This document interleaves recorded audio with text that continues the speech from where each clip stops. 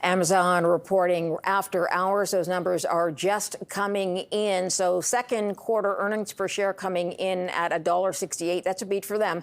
The consensus had been for $1.33. Second quarter net sales coming in at $167.7 billion, way above what was estimated at $162.15 billion. Amazon second quarter operating margin 11.4%. The estimate had been for 10.4%.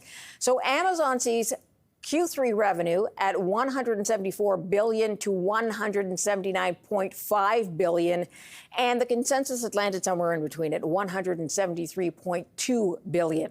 Amazon Web Services, specifically net sales at $30.87 billion versus $0.28 billion last year, so a big beat for them as well. There, we're going to get a look deeper into the numbers later in the show. So with the Mag 7 names continuing to beat the estimates, are tech earnings kind of neutralizing the impact of all the tariff uncertainty?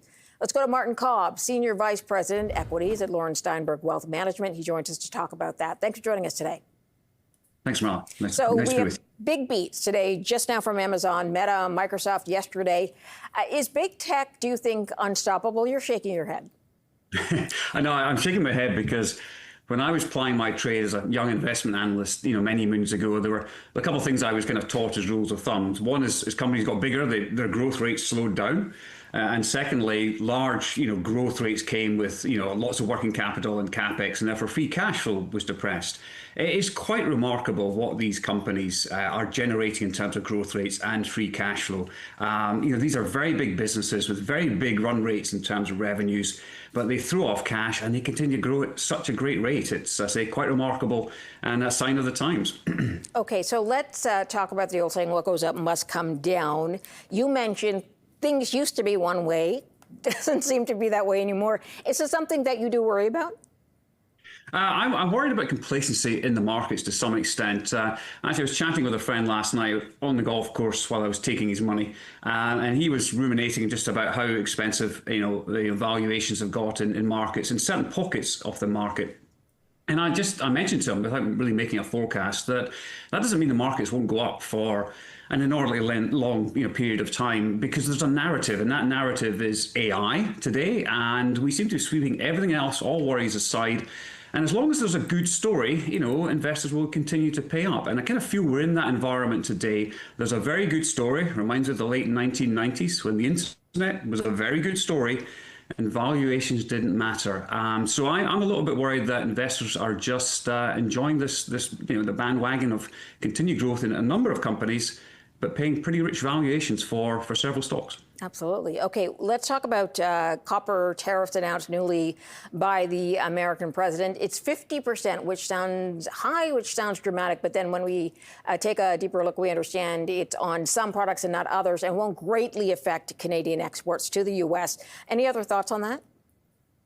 Yeah, very interesting day if you worked at COMEX, which is the commodities exchange, prices of copper falling by over 20% in a day. The reason being is because they stepped back from any tariffs. For now, there will be some investigations taking place next year on refined copper products, which is by far the most important production item, by far the most important item that we, as well as others, trade around the world. So stepping back from that and applying tariffs only to things like wire and cable, semi-finished products, it means it's a lot less impactful. There will be some companies hurt by it, but ultimately on an aggregate level, much less impactful, for trade on that particular metal. We still have aluminium and steel tariffs. They don't appear to be going away anywhere, but who knows what happens tomorrow?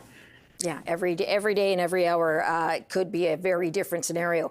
What about the break that has been announced from Mexico? Basically, they are kicking the can down the road. Trump's kicking that can down the road, which he doesn't seem to be willing to do for Canada, although that might still happen. Well, I guess we might find out tomorrow if the can has been kicked down the road. We've seen a number of trade deals being agreed or announced. I mean, there's a lot of detail that still has to be thrashed out with a number of these countries or the European Union. The most important ones are China, Mexico and Canada for the United States, by far the most important exporters to that country. And kicking the can down the road, not quite got there with China. Who knows what happened with Canada? It would appear quite rightly that our Prime Minister is not looking to rush into a bad deal. You could argue some of the deals that have been struck so far, maybe Japan, maybe the European Union, have been pretty bad for them, and not much, a lot of give and not much take. So we'll see with Canada, but I really don't like to speculate too much on what will happen in terms of signing trade deals or otherwise with south of the border. Okay, let's get to some of your stock picks, because one of yours is Adobe, and Adobe, it's sort of like I have mixed feelings about it, right? Because a lot of analysts say it should be doing a lot better than it is, but there are concerns for many about AI and what it can do that Adobe also does.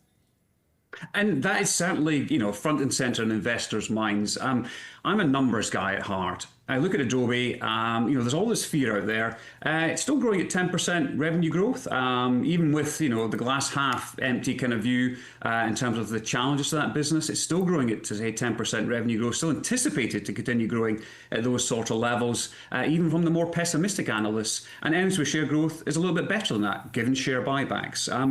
This fear over large language models and ultimately the creative elements of all these kind of artificial intelligence products has hurt the stock. They used to pay 30 times, 35 times earnings for Adobe.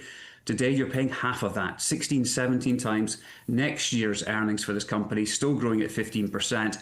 Yes, there are competitor threats. There always have been in some cases with Adobe and a number of its business categories. But ultimately, there's a lot of bad news baked into that price. It reminds me a bit of Meta, actually, given how we had results for that last night.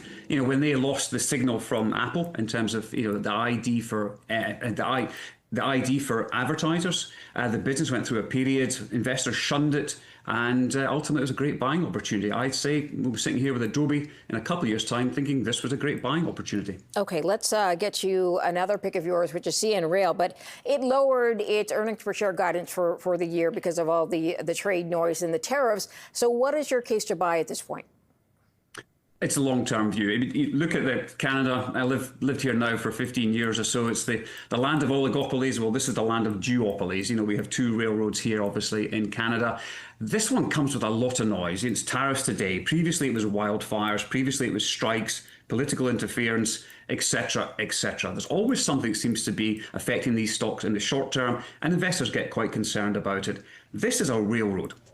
It was founded over 100 years ago. It will still be around in 100 years, probably, in some shape or form, and it will continue to move goods around the country and down into America and grow it a little bit better than GDP. Trade typically grows a bit higher than GDP, although maybe not in this year or next. And it makes very solid margins. It's buying back shares. And because of these short-term factors, trading on about 3/4 of its typical multiple, it's a railroad. Long-term, 5-year view will be served very well, I believe.